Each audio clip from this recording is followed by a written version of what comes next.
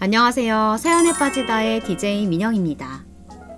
오늘 사연은요, 얼마 전 아버지를 하늘나라로 떠나보낸 한 여성분의 사연인데요. 아버지가 떠나시고 주위의 모든 것들이 바뀌었지만 아버지의 깊은 사랑을 다시 한번 느낄 수 있었다는 우리 사연자님. 오늘 사연도 어떤 내용인지 함께 들어주세요.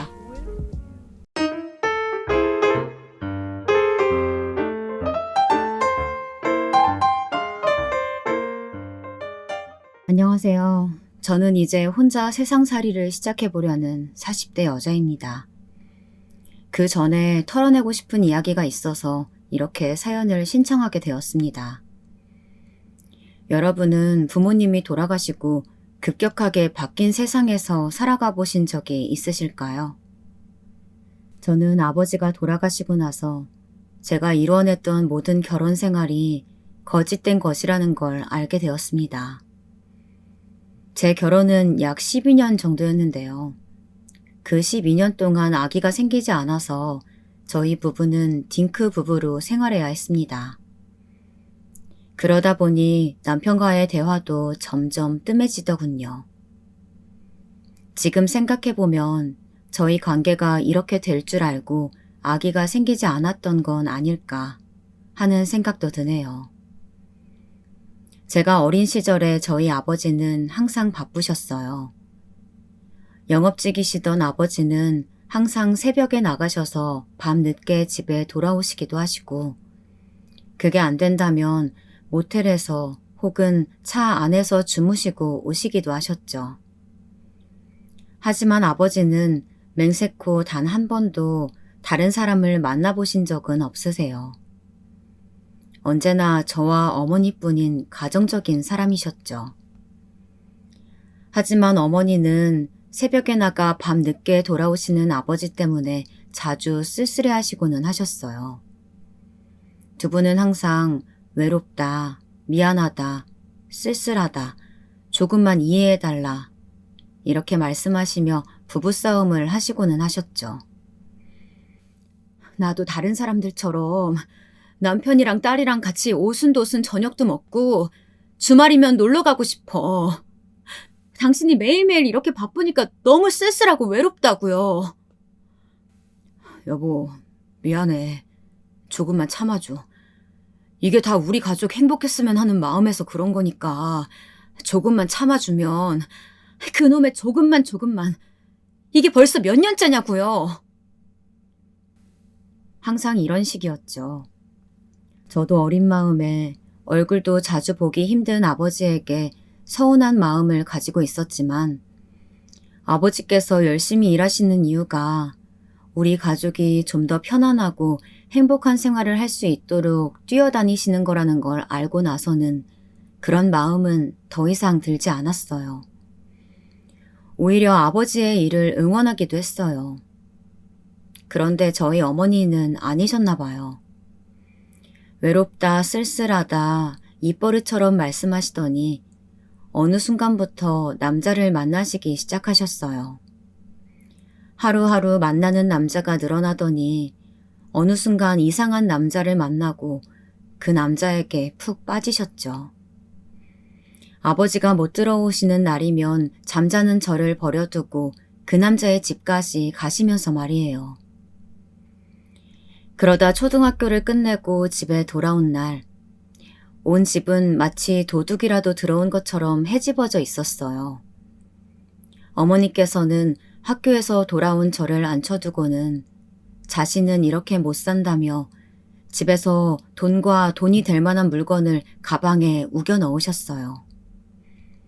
저는 그런 어머니의 발목을 잡고 질질 끌려가며 울며 빌었어요. 엄마 가지 마세요. 가지 마요. 제가 잘못했어요. 말 잘 들을게요. 저 버리지 마세요. 하지만 어머니는 그런 저를 밀어내고 끝끝내 그 남자와 도망쳐 버리셨습니다. 그 일이 있고 아버지께서는 저를 할머니에게 맡기셨어요. 그리고는 지금보다 더 열심히 일하셨죠. 온갖 고생이란 고생은 다 하셨지만 그만큼 노력하신 덕분에 아버지를 통해 계약을 하시는 신규 고객들이 늘어나기 시작하면서 아버지는 회사에서 인정을 받기 시작하셨죠. 그렇게 회사에서 아버지를 계속 밀어주었고 아버지는 발바닥에 땀이 나도록 뛰어다니신 덕분에 회사에서 꽤 높은 자리까지 올라가셨어요. 그러다 이제는 본인 회사를 차려 일을 하고 싶다고 말씀하시면서 과감하게 퇴사를 하셨습니다. 아버지가 퇴사하시면서 아버지 팀원들께서 아버지를 따라가고 싶다고 말씀하셨어요. 하지만 아버지는 지금 자신을 따라오면 고생하니까 그러지 말라고 거절하셨죠. 거절에도 불구하고 그분들은 회사에 사표를 내고 아버지를 따라가셨어요. 그렇게 아버지는 본인 팀과 함께 퇴사를 하셔서 작은 회사를 차려 일을 하시기 시작하셨습니다. 처음에는 모든 게 불안정해서 아버지도 걱정이 많으셨어요. 신생회사라서 사람들이 쉽게 거래를 하려고 하지 않더군요. 그래도 아버지는 자신을 믿고 따라와준 사람들 월급은 밀리면 안 된다고 하시면서 본인 사비를 털어주셨어요. 나중에는 그것도 어려워져서 대출을 받아주기도 하셨죠. 그렇게 힘든 시기가 있었지만 전에 있던 회사에서 아버지를 좋게 봐주신 여러 사장님들께서 아버지 회사 물건을 거래해 주시고 아버지는 성실하게 납기일에 맞춰 좋은 상품을 납품했어요. 그런 아버지의 성실하고 우직한 모습에 사람들의 신뢰가 더해져 거래량이 많아졌고 아버지의 작고 소중한 회사는 나름 건실한 회사라는 소리도 듣기 시작했죠. 그 시장에서 완전히 자리를 잡은 셈이었죠. 그러다 다른 회사와 처음으로 함께 진행했던 협력 건이 대성공을 거두면서 아버지는 성공한 회사의 사장님이 되셨습니다. 이제야 마음의 평화를 얻으신 아버지는 저를 데리고 어머니를 찾아가셨습니다. 여긴 어떻게 알고 왔어? 우리 아직 이혼 안 했어. 아니, 설령 이혼했다 하더라도 남편과 딸이 아내와 엄마를 찾아온 게 잘못이야? 할 말이 뭐야. 그거나 하고 빨리 가. 이제 그만 돌아와. 이만하면 됐어. 다 용서할게. 그러니까 우리 딸을 봐서라도 그만 돌아와. 아버지는 어머니에게 용서할 테니 돌아오라고 말씀하셨지만 끝끝내 어머니는 돌아오지 않으셨죠. 나중에 알고 보니 도망쳤던 남자와 새 살림을 차려 살고 있으셨더라고요.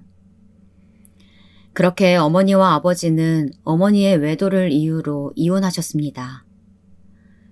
그 과정에서 아버지는 어머니에게 다른 건 다 필요 없으니 저에 대한 모든 친권을 포기해야 한다고 하셨습니다. 그러자 어머님은 집을 나가시던 그날처럼 저를 밀치고 도망가셨던 것처럼 저의 친권을 바로 포기하셨고요. 나 때문에 너까지 듣지 않아도 되는 소리를 들었구나. 미안하다. 아마 아버지께서는 이렇게 될 거라는 걸 알고 계셨던 것 같아요.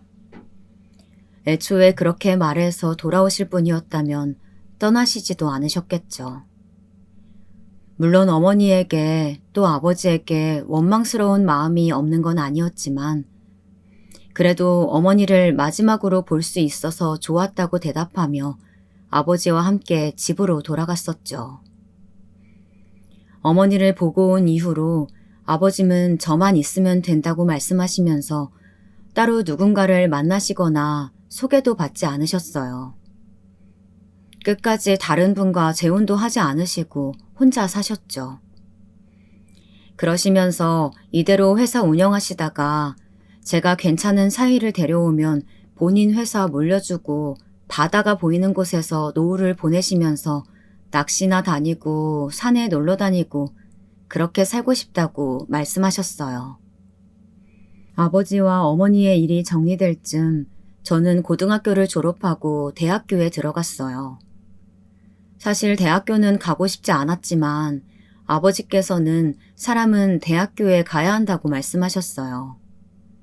가서 귀한 인연을 만날지 어떻게 아느냐고 말이에요. 그 말을 듣고 저는 아버지에게 힘이 되고 싶은 마음에 경영학과를 갔는데요. 하지만 대학교를 졸업할 때까지 인연이 될 만한 사람은 만나지 못했어요. 그렇게 저는 대학교를 졸업하고 아버지 회사에 들어가서 일을 시작했습니다. 졸업하고 서류를 낼 때만 해도 아버지 회사는 들어가지 않고 다른 일을 하고 싶었지만 아버지께서 그러지 말고 들어와서 같이 일을 하자고 계속 설득하셔서 결국 아버지 회사로 들어가게 되었답니다. 하지만 아버지와 다른 분들의 땀과 눈물, 노력으로 키워내신 회사를 창업자의 딸이라는 이유로 큰 자리에 앉을 자신은 없어서 아버지와 상담 끝에 회계팀 평사원으로 들어갔었죠. 회사 안에서는 아버지와 제가 부녀관계라는 말은 안 했지만 아버지의 옛 팀원들이 회사에 계셨기 때문에 알만하신 분들은 다 알고 계시는 사실이었죠. 그래서 저는 더더욱 회사 일에 매달렸습니다. 그렇게 열심히 일하다가 같은 회사 다른 부서에 있는 남편을 처음 만나게 됐습니다. 제가 들어온 지 얼마 되지 않아 부서를 옮겨야 하는 일이 발생했는데요. 같이 뽑혔던 신입이 잠수를 타서 회계팀에 들어온 신입 2명 중 1명이 마케팅팀으로 옮기게 된 거죠. 같이 들어온 동기는 마케팅 쪽으로는 전혀 생각도 안 해본 친구라서 결국은 제가 옮기기로 됐어요. 그리고 그곳에서 남편을 만났습니다. 남편은 제 직속 사수였는데요. 다시 처음부터 일을 시작하는 저에게 아주 잘해주었어요. 남편은 다부진 체격에 키는 175 정도 됐고 가까이 가면 향수 냄새는 아니지만 좋은 비누 냄새가 나는 그런 남자였어요. 남편의 첫인상은 바로 눈썹이었죠. 남편의 눈썹과 아버지의 눈썹이 너무 꼭 닮아 있었거든요. 수처럼 짙고 검은 눈썹이 너무 신기해서 계속 눈길이 가더군요. 남편은 아버지가 일찍 돌아가셔서 혼자가 된 어머니가 생선 가게를 하며 시누이와 남편을 키우셨다고 해요. 그러니까 남편은 그 집안의 유일한 남자였던 거죠. 그래서 남편은 그 집의 가장이었어요. 시어머니는 남편이 벌어온 월급으로 생활하고 있었거든요. 돈도 잘 벌어오는 귀한 아들. 어머니에게 남편은 어쩌면 또 다른 세상이었겠죠. 모아놓은 돈도 얼마 없는 대단한 학력도 아닌 남편에게 반한 이유는 되게 사소했어요. 희영씨, 아침에 일찍 출근하느라 밥도 제대로 못 챙겨 먹었죠? 라고 하면서 아침밥도 못 먹고 출근한 제게 샌드위치라든가 삶은 계란 같은 식사 대용을 챙겨준다던가 희영씨, 제 커피 타면서 희영씨 거도 같이 탔어요. 시럽 2번 맞죠? 라고 하면서 제가 커피 마실 때 시럽 넣는 사소한 것까지 기억해주는 모습이 무척 다정하고 일도 아버지처럼 열심히 해내는 모습이 책임감 있는 남자로 보였거든요. 사실 아버지는 모르시겠지만 저는 어머니가 남자와 도망가고 새 살림을 차렸다는 사실 때문에 할머니가 돌아가실 때까지 평생 의심을 받아야 했어요. 할머니 기분이 좋으신 날에는 저를 투명인간 취급하셨지만 할머니 기분이 나쁘신 날에는 얼마나 애가 못쓰겠으면 어미가 도망가는데 잡지도 못하고 에휴 쓸데없는 계집애. 넌 누구를 닮아서 그렇게 쓸데가 없냐? 저기 집에 저거 내 새끼 자식 아닐지도 몰라. 라고 하시면서 제가 다른 사람의 시일 수도 있다며 온갖 구박을 하시고는 하셨거든요. 하루하루 다른 할머니와 살면서 저를 보살필 수 있는 건 저뿐이었죠. 그렇게 살아온 인생이라 항상 내가 나를 챙기지 않으면 누구도 나를 챙겨주지 않을 거라는 생각을 가지고 있었는데요. 할머니가 돌아가시고 아버지 회사가 안정이 될 때쯤 같이 살기 시작했으니 아마 아버지는 평생 모르시겠죠. 아무튼 그렇게 하루하루 불안한 청소년기를 보낸 제가 저를 챙겨주는 다정한 남편을 만나게 됐죠.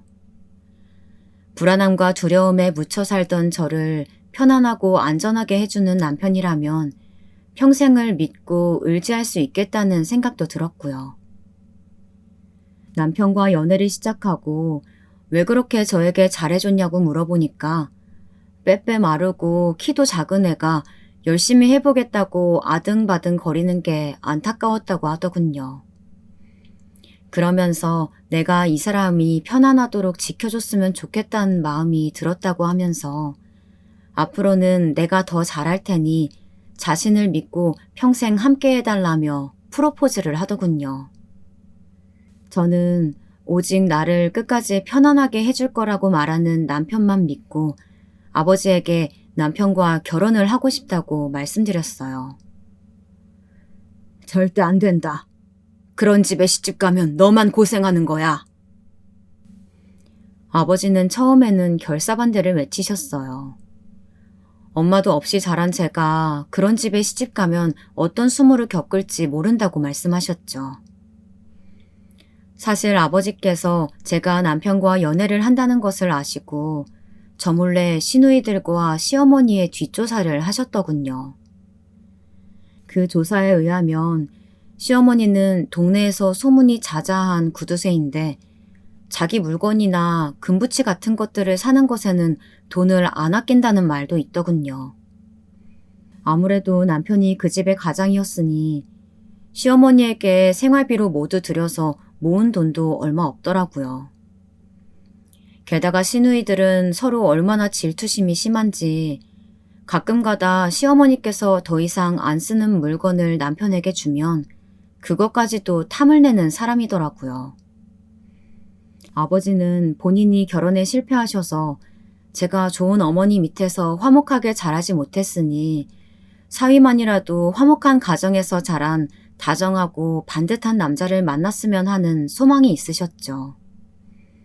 그래서 그렇게 뒷조사까지 하며 저를 설득하려고 하셨어요.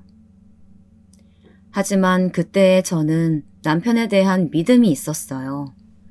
비록 부모님 두 분이 살아계시는 집은 아니지만 남편의 반듯하고 자상한 모습을 보면 가난과 남편의 죽음으로 삶이 팍팍해졌지만 그래도 살아남기 위해 아등바등 애쓴 거라는 생각이 들었거든요.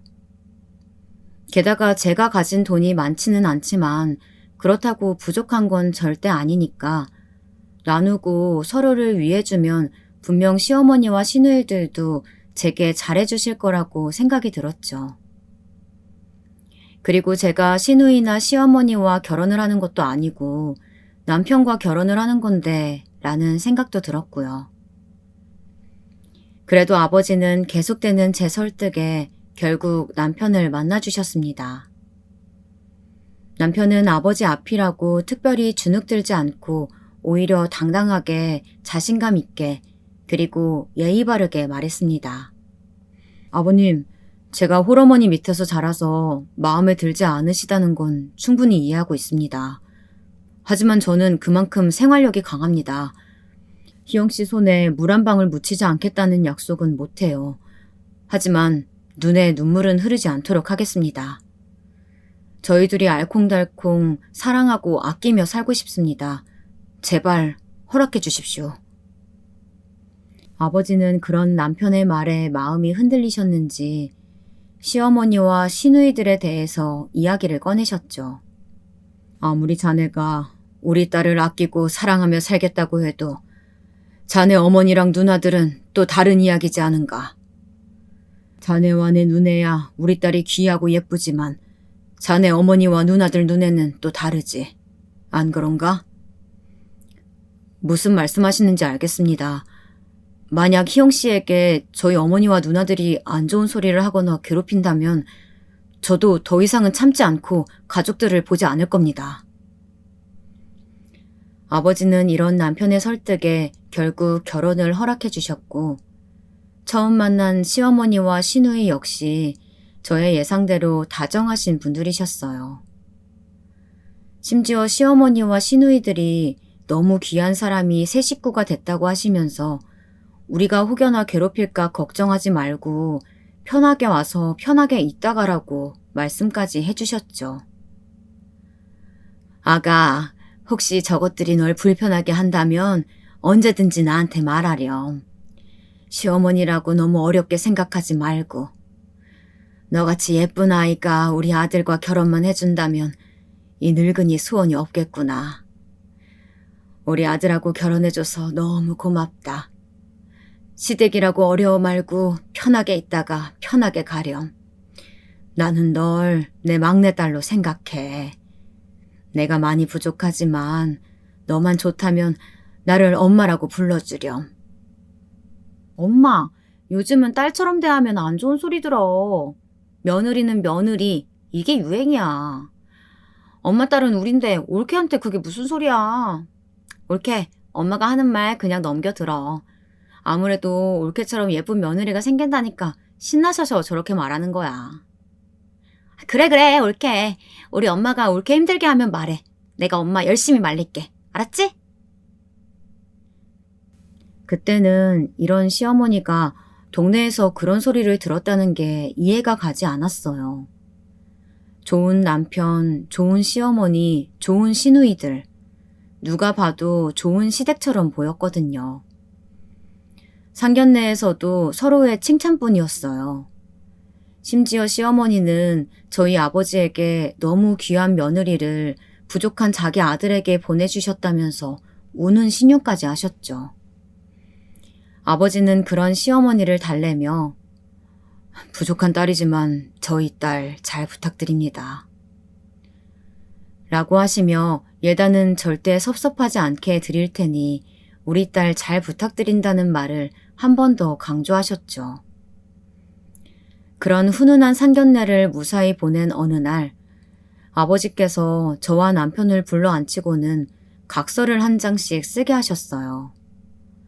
본인의 옛 경험 때문인지 아니면 뭔가 느끼셨던 건지는 모르겠지만 바람을 피우면 재산의 70%를 상대방에게 위자료로 준다는 말이 적혀 있는 내용의 각서였어요. 저도 잘 알고 있는 아버지와 어머니의 사건을 깔끔하게 처리해 주셨던 변호사님에게 공증까지 받으셨다면서 각서를 펼쳐두시고는 남편에게 한참 동안 자신의 결혼 생활에 관해 이야기를 해주셨어요. 나는 바쁜 사람이었어. 매일 새벽같이 나가서 밤늦게 들어갔었지. 희영 엄마가 외롭다고 몇 번이나 말했지만 나는 바쁘다는 이유로 외면했지. 희영 엄마가 다른 남자 만나 집 나가고 희영이를 어머니께 맡기고 돌아오던 날 생각했네. 꼭 우리 딸만은 행복하게 해주겠다고. 내가 자네랑 희영이를 허락해 준 건 자네 옆에 있을 때 우리 희영이가 가장 행복해 보여서야. 이런 말씀을 하시면서 아버지는 서명을 해도 좋고 안 해도 좋다고 하셨죠. 하지만 본인이 그 생각에 확신을 가질 수 있도록 해달라고 말씀하셨어요. 그러자 남편은 그럴 걱정 없으니 괜찮다고 떵떵거리면서 자신있게 서명했죠. 장인어른, 걱정 마세요. 저는 제가 한 말은 지킵니다. 손에 물은 묻혀도 눈에 눈물은 안 묻히겠습니다. 절대 희영 씨 두고 바람 피우는 일 없이 매일 행복하게 해줄 겁니다.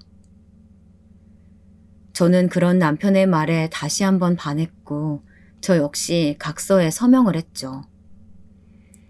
그렇게 결혼을 하고 알콩달콩 신혼생활을 즐기다가 시어머니께서 이만 손주를 보고 싶다는 뜻을 보이셨어요. 저희 두 사람도 그쯤에서 우리 두 사람의 아이가 있었다면 좋겠다는 생각이 들었고요. 그래서 서로의 건강을 챙기며 아기를 갖기 위해 노력했지만 저희에게 아기는 찾아오지 않았어요. 결국 저는 몸 관리를 위해 다니던 회사도 그만두고 휴식을 취하며 몸 관리에 더욱 신경을 썼지만 아기는 제게 찾아오지 않았죠. 혹시나 둘 중 한 명에게 문제가 있지 않을까 해서 찾아간 병원에서도 저와 남편 모두 이상 없다고 했었죠. 유명하다는 난임병원도 다녀보고 몸에 좋다는 건 모두 찾아 먹어봤지만 결국 저희 부부는 아기를 포기해야 했답니다. 회사를 그만두고 관리를 해도 아기가 생기지 않자 그때부터 시어머니와 시누이들은 무슨 약점이라도 잡은 사람처럼 저를 볼 때마다 조카, 손주 타령을 끊임없이 해대기 시작했습니다. 특히 시누이들이 아기를 임신한 뒤에는 불러오는 배를 잡고 놀러와서는 결혼 생활의 꽃은 아기라며 자기들끼리 떠들어댔죠. 진짜 결혼 생활의 시작은 아기가 생기고부터 나서야. 그러니까 얼른 올케도 아기 생겨야 될 텐데. 배 안에서 꼬물꼬물 움직이는 태동부터 낳는 그 순간까지 그 모든 순간이 얼마나 감격스러운지 남이 아무리 알려줘도 이해하지 못하거든. 아휴, 우리 철수도 아빠 돼야 될 텐데. 시누이들이든 시어머니든 꼭 한마디라도 더 못해서 속을 긁고는 했죠. 그래도 좋은 게 좋은 거라고 그런 시누이들에게 꼬박꼬박 임신 선물부터 출산 선물도 보내고 돈 들어갈 곳 많다고 투정 부리면 보태 쓰라고 돈도 보내주고 그랬어요. 그렇게라도 해야 저에게 하는 아기 타령이 조금 줄어들었거든요. 아버지는 저와 남편 사이에 아기가 없는 것을 아쉬워하셨지만 내색하시지는 않으셨어요. 오히려 잘 됐다며 다시 회사로 돌아오라고 말씀하셨지만 남편은 조금 더 쉬는 게 좋겠다며 그동안 아기를 가지려고 애썼으니까 이제 그런 걱정 말고 편하게 쉬라고 말해주어서 그렇게 하기로 했죠. 아버지는 저를 생각해주는 남편의 말에 결심이 섰는지 이제 남편에게 회사를 조금씩 넘겨주고 본인은 노후를 즐기고 싶다고 하셨죠. 남편은 그런 아버지에게 자신이 한번 잘해보겠다고 말하며 아버지 옆에서 일을 배우기 시작했습니다. 그러다 청천벽력 같은 소식을 듣게 됐습니다. 평생 열심히 일만 하신 아버지께서 암에 걸리셨다는 소식을요. 그것도 대장암이요. 요즘 따라 몸이 좋지 않다는 말에 집에서 쉬고 있던 제가 아버지가 괜찮은지 억지로 병원에 모셔갔는데요. 검사를 진행하고 만난 의사 선생님에게서 아버지가 대장암이라는 말을 듣고는 엉엉 울어버렸어요. 평생 힘들게 일만 하시고 본인 행복 하나 찾지 못하셨던 아버지에게 그렇게 무서운 병이 생기다니. 지금 생각하면 아버지 본인도 무서우셨을 텐데 아버지께서는 그런 내색 한번 하지 않으시고 저를 다독여 주셨어요. 남편도 제게 아버지의 소식을 듣고 그동안 자신이 옆에 있었는데도 알아채지 못해 죄송하다고 하며 울더군요. 그리고는 저를 달래며 본인이 꼭 유명한 병원에서 수술받을 수 있게 하겠다고 호언장담을 했습니다. 하지만 결국 아버지께서는 수술 한번 제대로 받아보지도 못하시고 쓰러지셨고 병원에서는 생명 연장을 위한 치료밖에 해줄 수 없다고 하더군요. 언제까지 이렇게 치료만 할 수는 없잖아요. 제발 수술이라도 해주세요. 그게 환자분은 수술을 하시기에는 이미 너무...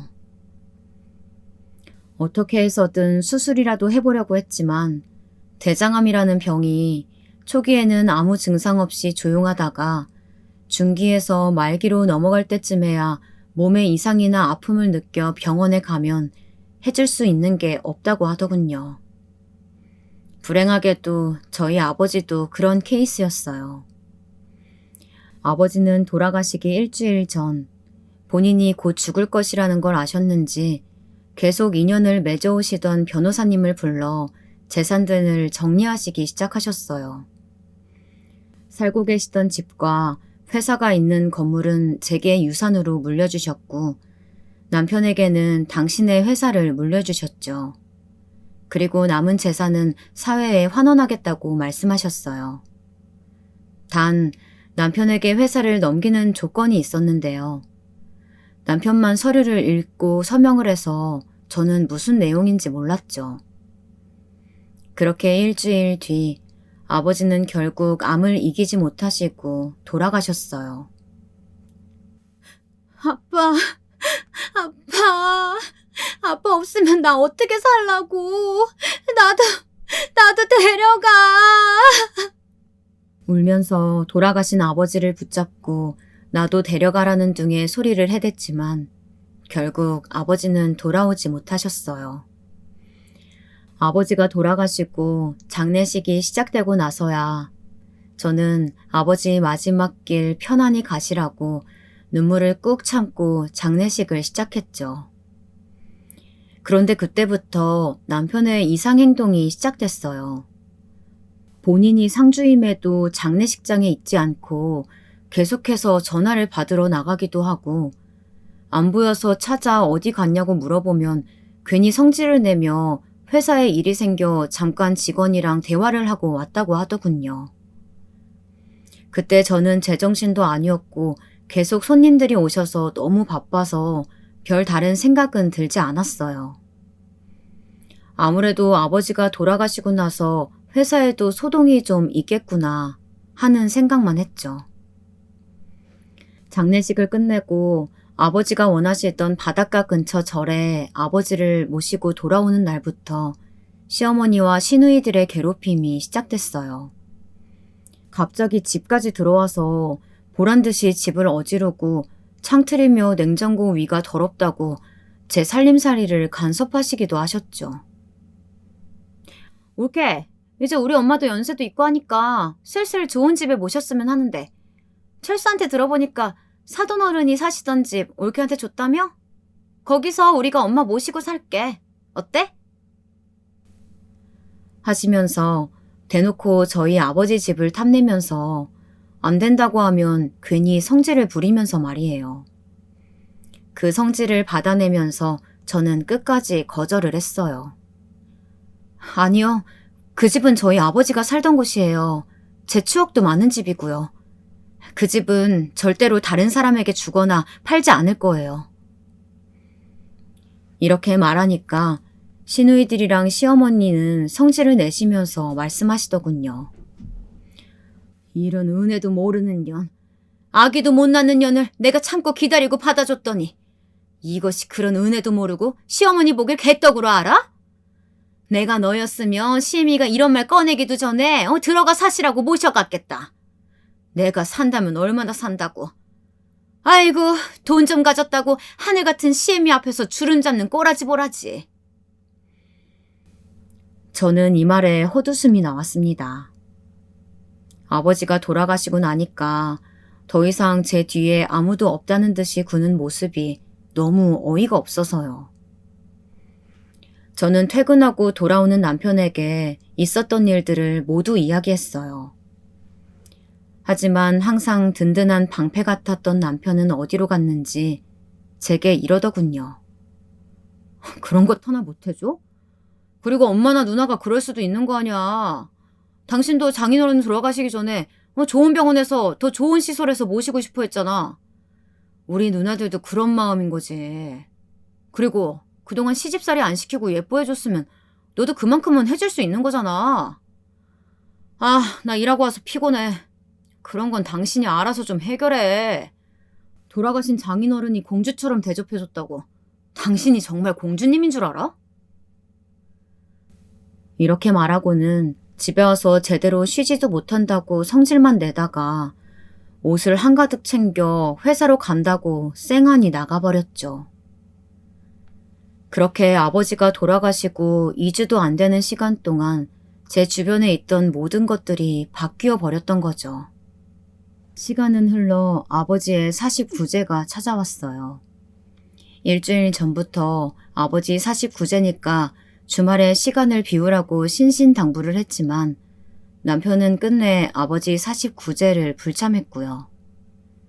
전화를 해도 받지 않고 바쁘니까 연락하지 말라는 문자만 오더군요. 여러분이라면 아무리 바쁘다고 해도 돌아가신 장인어른의 49제를 불참하실 수 있으세요? 그것도 그렇게 바쁘다던 회사 주요 간부들이 모두 참석한 자리인데도 말이에요. 저는 속에서부터 끓어오르는 화를 누르고 남편 없이 49제를 무사히 마쳤습니다. 그리고는 아버지와 함께 회사를 나와 같이 사업을 시작하셨던 저와는 친하게 지냈던 김 상무님에게 가서 남편에 대해 물어봤죠. 상무님, 요즘 회사 많이 바쁜가요? 회사? 박 사장님 돌아가시고 나서 좀 바쁘긴 했지. 거래처 모두 박 사장님이랑 인연이 깊었으니까. 그래도 이제는 잠잠해졌어. 왜? 무슨 일 있어? 어릴 때부터 봐왔던 상무님의 친근한 말투에 울컥 눈물이 쏟아질 것 같았어요. 저의 그런 마음을 아셨는지 상무님은 저를 가까운 카페로 데리고 가셔서 자초지종을 물어보셨죠. 그러자 상무님은 자신이 한번 알아보겠다고 말씀하셨어요. 감사하다고 말씀드리며 저는 저대로 한번 알아보기로 했죠. 남편이 차를 안 가져간 날에 몰래 남편 차의 블랙박스도 확인해보고 내비게이션도 확인해봤지만 이상한 점은 없었어요. 내비게이션 최근 기록에 회사 근처 모텔이 찍혀있긴 있었지만 요즘엔 계속 밖에서 잤으니 여기겠다 싶었죠. 그러다 남편 차 뒷좌석 바닥에서 여자 귀걸이를 발견했습니다. 귀걸이, 딱 봐도 여자 귀걸이였어요. 바닥에 떨어져 있던 여자 귀걸이를 들어올리는 순간 예상할 수 있었죠. 아, 이 사람 바람났구나. 나를 두고 다른 여자를 만나고 있었구나. 하는 걸 말이에요. 속에서부터 끓어오르던 화가 싹 가라앉는 게 느껴졌어요. 어떤 정신으로 집으로 다시 올라갔는지는 기억이 안 나지만 남편이 없었다는 게 다행이었죠. 만약 남편이 있었다면 생각할 시간도 없이 남편을 붙잡고 화부터 냈을 거예요. 저는 바로 남편의 뒷조사를 시작했어요. 알아보니 이런 걸 전문으로 하는 업체까지 있더군요. 성금을 입금하면서도 제발 제가 잘못 알았던 거였으면 좋겠다는 생각을 했지만 제가 생각한 그대로였어요. 증거라고 준 사진에는 남편의 차 내비에 찍혀있던 호텔로 남녀가 팔짱을 끼고 들어가는 것까지 나오더라고요. 게다가 상간녀 SNS에는 남자친구인 남편이 선물로 줬다는 귀걸이 사진까지 찍혀 있었습니다.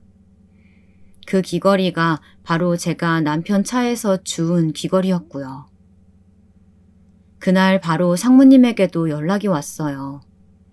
회사 CCTV를 확인했는데 남편이 아무래도 이번에 들어온 회사 직원과 바람이 난 것 같다고요. 둘이 조금 된 관계 같다고 하더군요. 시기를 들어보니까 제가 아버지 병원 모셔가서 대장암 소견을 듣고 입원해서 병원에 살다시피 할 때더군요. 저는 결국 다음날 상무님이 주신 증거들과 제가 가지고 있던 사진들을 가지고 변호사님을 찾아갔어요. 상무님도 아버지의 딸이면 본인에게도 딸이라며 저를 두고 바람핀 남편이 괘씸하다고 같이 가주신다고 하셨죠. 다음날 아침 저는 상무님과 남편의 외도 증거들을 가지고 변호사님을 찾아갔죠. 한참 셋이서 어떻게 해야 할지 의논을 하던 도중 모르던 번호로 연락이 왔어요.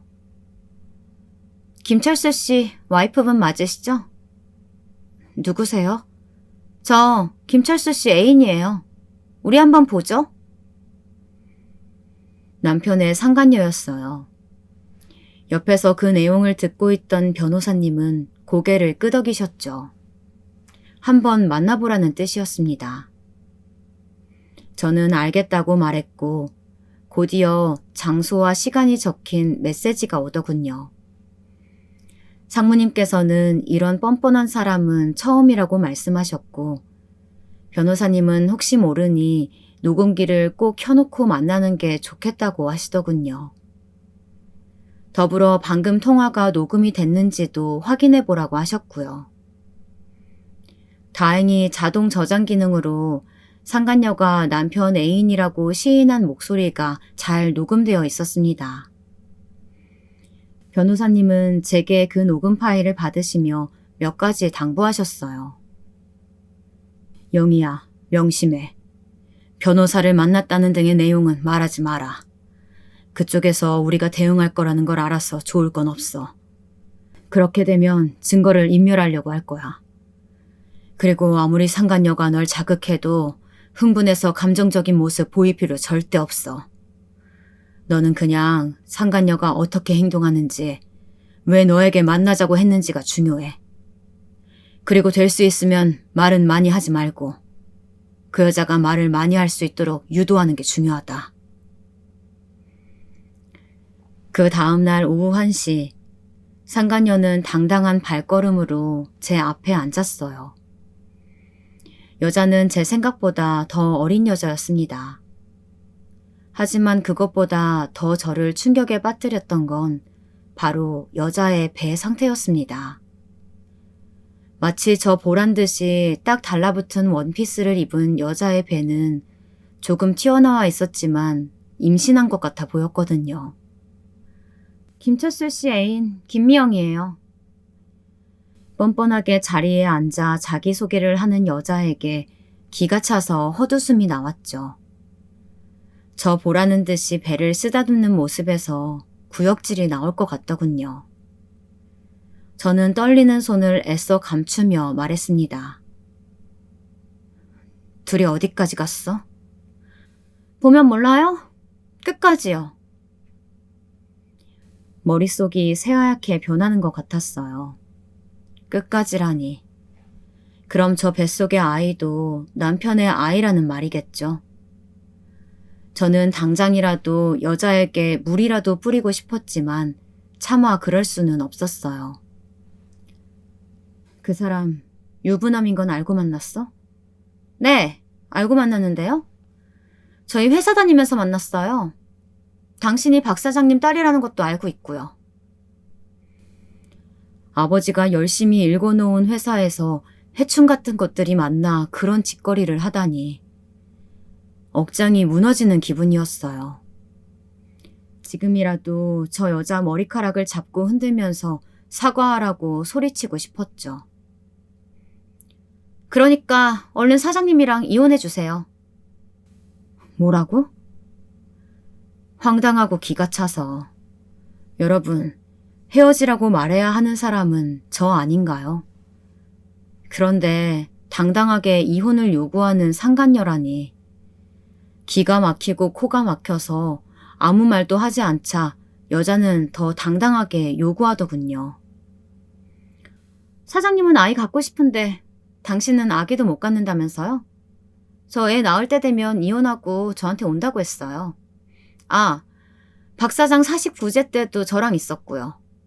절 얼마나 예뻐하는지 당신이 알면 배 아파 죽을걸요? 숨이 턱턱 막히는 기분이었어요. 이런 더러운 짐승 같은 것들. 아무리 내가 우스워도 우리 아버지 49제에 뒹굴고 있었다는 게 용서가 되지 않더군요. 저는 자리를 박차고 일어나 빠져나왔어요. 그러면서 생각했죠. 절대 순순히 이혼해주지 않을 거라고 말이에요. 이 모든 치욕을 반드시 갚아주겠다고 말이에요. 저는 그 길로 변호사님을 찾아갔습니다. 변호사님은 제가 녹음해온 대화를 듣고서 제가 물으셨어요. 너는 어떻게 하고 싶니? 아버지처럼 다정한 목소리에 눈물이 날 것 같았어요. 되갚아주고 싶었지만 그러기에는 제가 어떻게 해야 할지 몰랐거든요. 이혼을 하자니 아버지가 남편에게 물려주신 회사가 걱정이 됐어요. 아버지의 삶 그 자체인 곳인데 이대로 남편에게 뺏기는 게 너무 화가 났어요. 이혼하면 아버지 회사 다시 찾아올 수 있을까요? 변호사님은 제 말에 그동안 가지고 계시던 증거들을 토대로 어떤 방식으로 접근해야 저한테 유리한지 알려주셨어요. 그리고는 제게 협의 이혼장을 주시면서 한번 남편과 이야기를 해보라고 하더군요. 아마 남편은 저와의 이혼을 반대할 거라고 말이에요. 상간녀한테 아기도 있는데 이혼한다고 하면요? 그럴 일은 없지만 회사는 걱정하지 마. 돌아가신 박 사장님께서 다 해놓으셨으니까. 뭘 해놓으셨다는 건진 모르겠지만 저는 변호사님의 말씀을 믿고 남편에게 전화를 해서 말했습니다. 아, 뭐야, 나 바빠. 나 오늘 김미영이라는 여자 만났어. 남편은 화들짝 놀라 되묻더군요. 저는 다른 말 없이 집으로 오라는 말만 하고는 전화를 끊었습니다. 그러자 정말 남편은 30분도 안 돼서 집으로 왔고요. 남편은 들어오자마자 무릎을 꿇고 두 손을 모아 싹싹 빌더니 그 여자가 하는 말은 다 거짓말이고 제가 생각하는 모든 게 다 오해라고 하더군요. 당신 거짓말 하지 마. 그 여자가 뱃속의 아기도 당신 아기라고 하던데? 아니야, 진짜 아니야. 그 여자가 거짓말하는 거야.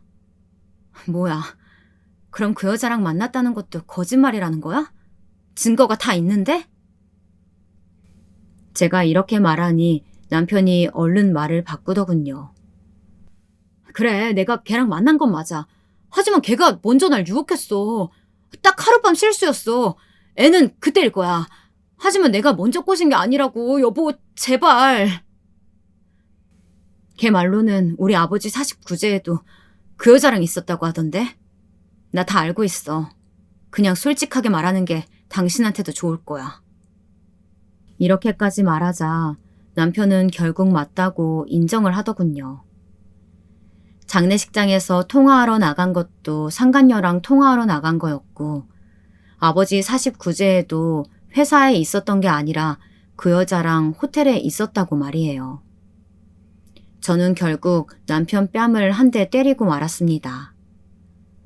그러자 남편은 더 열심히 빌더군요. 저는 씩씩거리며 남편에게 되물었습니다. 당신이 나랑 이혼하고 그 여자한테 간다고 했다며?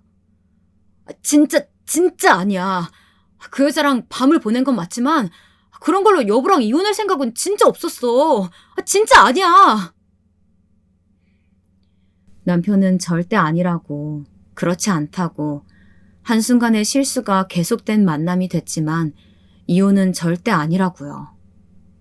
하지만 저는 아버지의 장례식장도 49제에도 그 여자 때문에 집중을 못했고 참석하지 못했다는 사실에 남편에게 실망했고 마음이 돌아섰습니다. 아니, 우리 이혼해. 당신이 그 여자랑 우리 아버지 49제에 호텔에서 뒹굴었다는 것만으로도 당신이랑 그 여자 가만히 안 두고 싶어. 당장 두 연놈을 확 갈기갈기 찢어버리고 싶다고. 그래도 내가 짐승 같은 너희보다는 훨씬 나은 사람이라서 지금 참고 있는 거야. 당신이 협의 이혼 안 하면 나는 이혼 소송으로 갈 거야. 그러자 남편은 저를 붙잡고 늘어졌지만 전 그런 남편을 밀어내며 어서 나가라고 소리쳤습니다.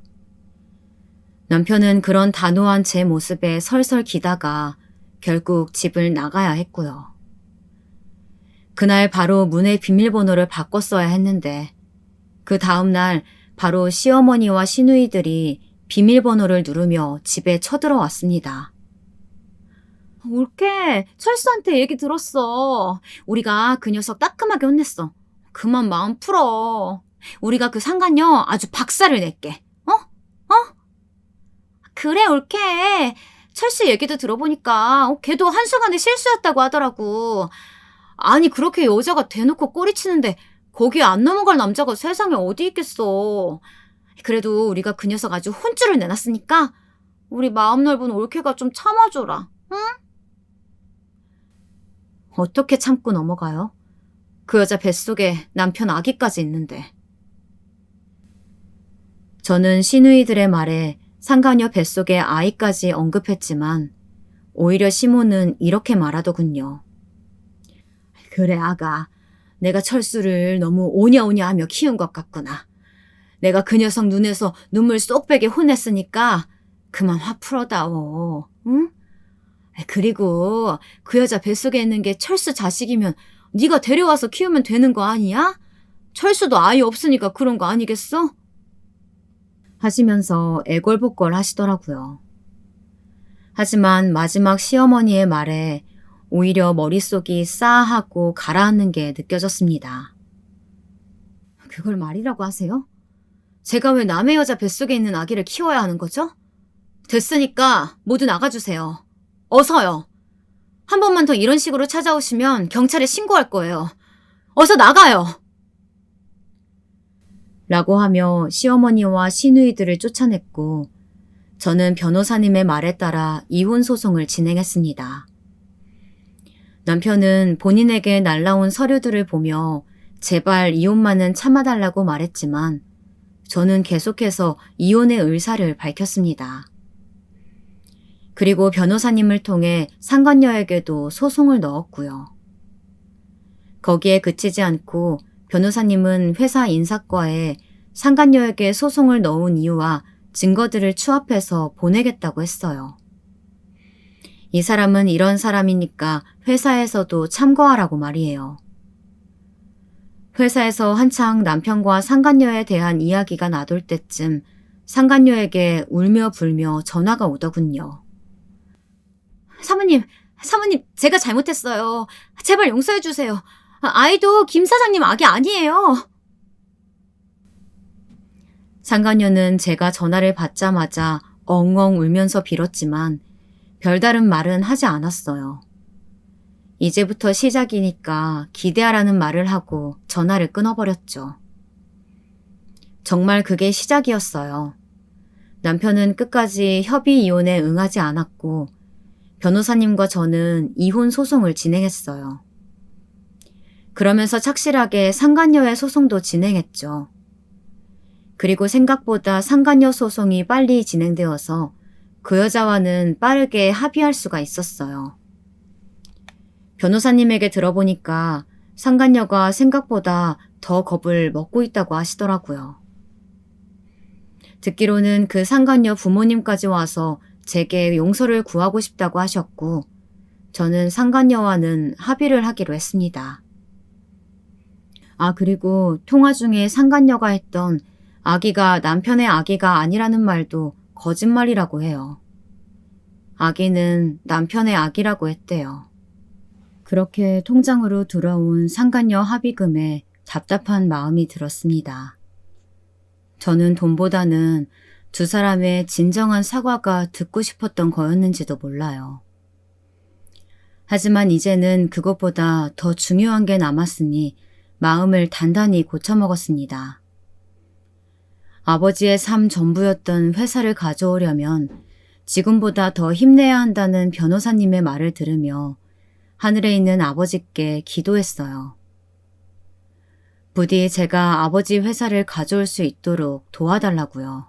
첫 재판에서 남편과 남편의 변호사는 왜인지는 모르겠지만 절대로 이혼만은 안 된다고 이혼만은 막아달라고 재판관에게 말했습니다. 하지만 워낙 제 측의 증거들이 넘쳐나는 상태였고 혼인 파탄의 이유가 남편에게 있었기 때문에 판사님도 저희 쪽의 선을 들어주셨습니다. 하지만 계속해서 남편의 변호사가 재판을 질질 끌려고 했고 보다 못한 변호사님은 저에게는 쉬라고 말씀하시고 본인께서 재판을 이어서 진행하셨어요. 그래서 저는 남편과 깔끔하게 이혼을 할 수 있었고 아버지의 회사도 되찾아올 수 있었습니다. 그리고 나서야 저는 자세한 내막을 들을 수 있었죠. 아버지께서는 사실 남편을 완전히 믿지 않으셨다고 해요.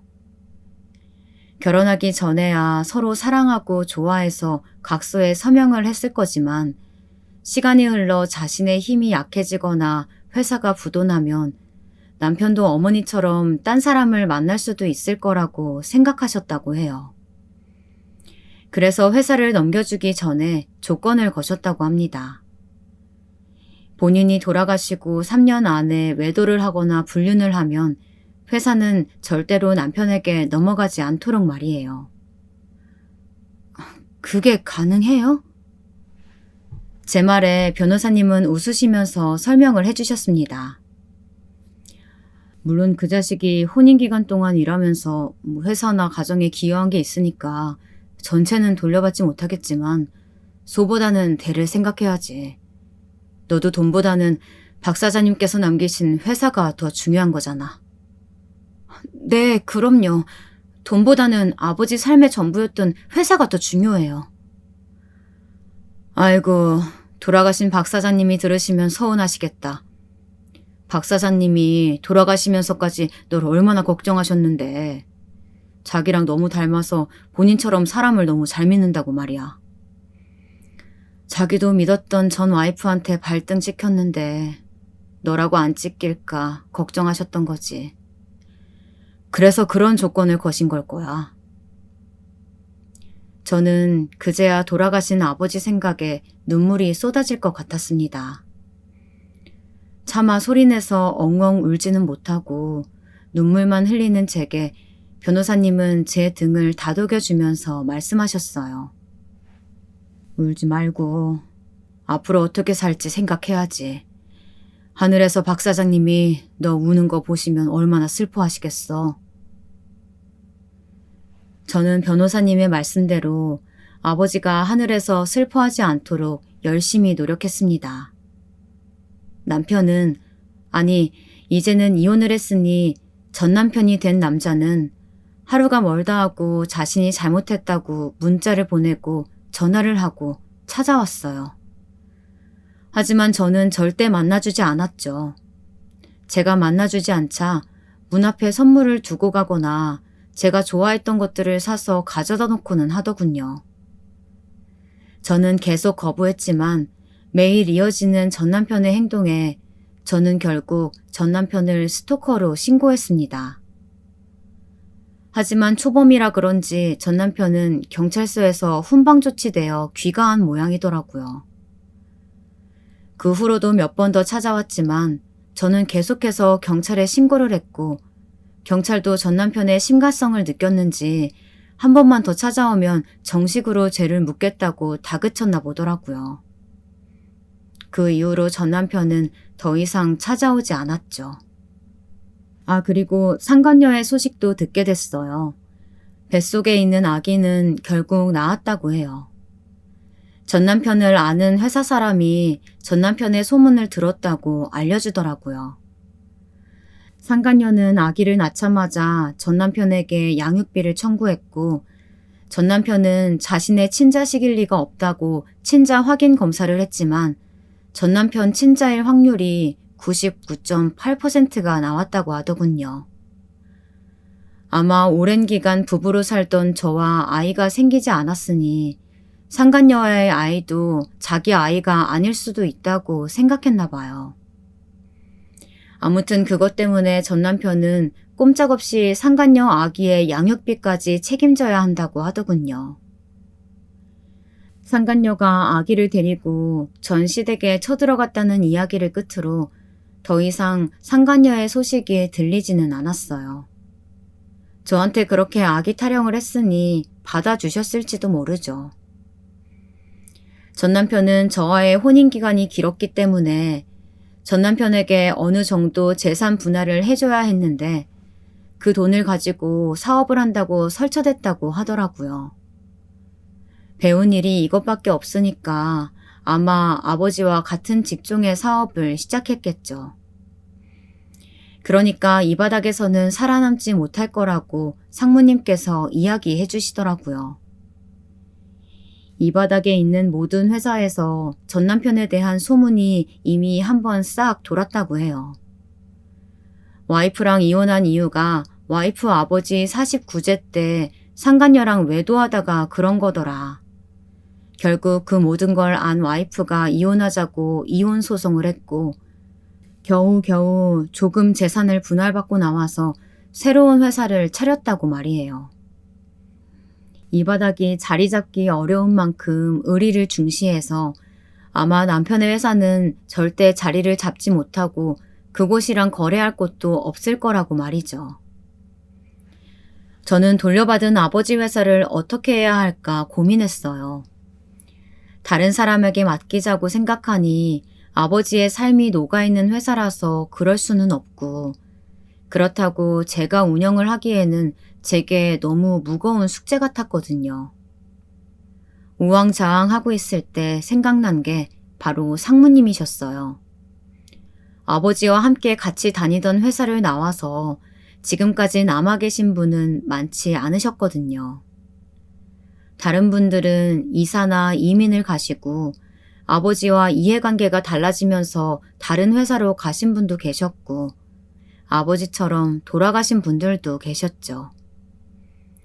상무님이라면 제가 믿고 맡길 수 있고 회사분들도 모두 상무님이 원년 멤버이신 걸 아시니까 다른 잡음 없이 회사를 운영할 수 있겠다 생각에 도달했습니다. 저는 그날 바로 상무님을 만나 제 뜻을 말씀드렸어요. 상무님, 저희 아버지 뒤 이어서 회사를 운영해 주실 수 있으실까요? 뭐? 상무님도 처음에는 깜짝 놀라하셨어요. 저라도 그럴 것 같아요. 뜬금없이 할 이야기가 있다고 찾아와서는 회사를 운영해 달라니. 하지만 상무님은 제 이야기를 끝까지 들어주시더니 알겠다고 하셨어요. 그래, 네가 그렇게 믿어준다면 내가 한번 열심히 운영해 볼게. 절대 아버님 이름에 누가 되지 않도록 열심히 해보마. 그렇게 해서 김 상무님은 아버지 회사를 맡아주셨어요. 월마다 실적이며 수익이 얼마고 얼마나 썼는지 같은 것들을 제게 보내주시면서 회사를 더 깔끔하게 운영해 주시려고 노력하고 계시죠. 상무님은 아버지처럼 회사를 잘 운영해 주실 거라고 저는 믿어요. 아버지의 딸이라는 이유 하나만으로 제가 어려울 때 같이 있어 주셨던 분이니까 회사 사람들에게 어떤 힘든 일이 생겨도 회사 식구라는 이유만으로 잘 헤쳐나가도록 해주실 테니까요. 그렇게 저는 아버지의 회사를 김 상무님에게 맡겨놓고 아버지와 저의 이름을 딴 작은 단체를 하나 만들었어요. 저처럼 배우자에게 상처받은 사람들을 보듬어주고 케어해주는 단체를 말이에요. 이 단체에 들어오신 분들의 대부분은 배우자가 바람을 피워 이혼하시고 갈 곳 없는 분들, 아이들과 함께 도망치신 분들이에요. 가끔씩 배우자와 사별하고 갈 곳 잃은 분들도 이곳에 오시고 계시고요. 저희는 이곳에서 서로의 상처를 말하고 보듬어주며 살고 있답니다. 저는 아마 이곳에서 저의 상처가 완전히 치유되면 아버지와 달리 새로운 사람을 찾을 것 같아요. 여기서 계시다가 졸업한 한 여성분이 그러시더라고요. 사람에게 받은 상처는 사람으로 있는 법이라고요. 속 시원한 복수극은 아니지만 저는 저대로 통쾌한 사건이었다고 생각해요. 아무것도 모르고 이대로 쭉 살았다면 저는 죽었다 깨어나도 모르고 살았을 거예요. 아마 상간녀가 아기를 낳아 집으로 쳐들어오지 않았다면 여전히 갑자기 내 세상이 어떻게 된 일이지? 하며 저는 저를 원망했을 거예요. 저는 어쩌면 이 모든 게 저희 아버지가 제게 주신 은혜라고 생각해요. 하늘에서 보니까 제가 너무 바보처럼 당하고 있는 게 속상하셔서 본인 49제에 제가 알 수 있도록 도와주신 거죠. 알고 나서는 힘든 현실이지만 제가 바보처럼 짐승 같은 것들에게 휘둘리지 않고 혼자지만 본인이 뿌려놓은 사람들과 힘든 역경을 헤쳐나갈 수 있도록 말이에요. 저는 오늘도 아버지의 은혜에 감사드리며 살아가고 있어요. 제 사연 읽어주셔서 감사합니다.